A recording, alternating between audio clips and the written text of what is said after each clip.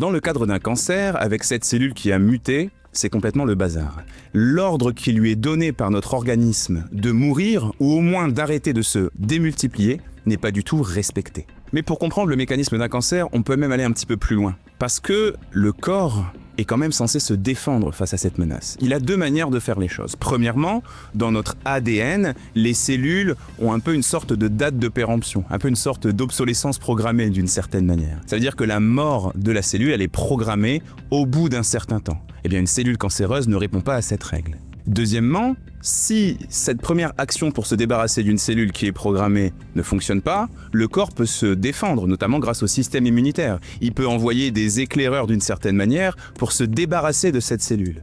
Et bien, comme l'étude scientifique que je vous remets juste ici et dans la description l'a montré, dans le cadre d'un cancer, ça non plus, ça ne fonctionne pas. Un petit peu comme si les éclaireurs que le corps envoie devenaient aveugles, ou plutôt comme si la cellule cancéreuse avait la capacité de se cacher. Et ici, comme je vous le disais en introduction, il y a deux choses qui peuvent expliquer ça. Premièrement, la malchance, d'une certaine manière. Je dirais même l'héritage génétique, c'est-à-dire le patrimoine cellulaire que nos parents nous ont transmis, de la même logique que ce qu'on appelle les antécédents d'un point de vue familial. Ou une famille, par exemple, dans laquelle il y a beaucoup de cancer du poumon, eh bien, on va se le transmettre de génération en génération, et donc le cancer du poumon va être un petit peu plus présent chez les enfants, les petits-enfants, etc., etc. Mais il y a autre chose qui, cette fois, n'est pas liée au fatalisme. Parce que, comme je vous l'ai dit tout à l'heure, c'est une cellule qui se recrée qui va donner un cancer. Donc plus on va détruire de cellules, plus on va devoir en recréer.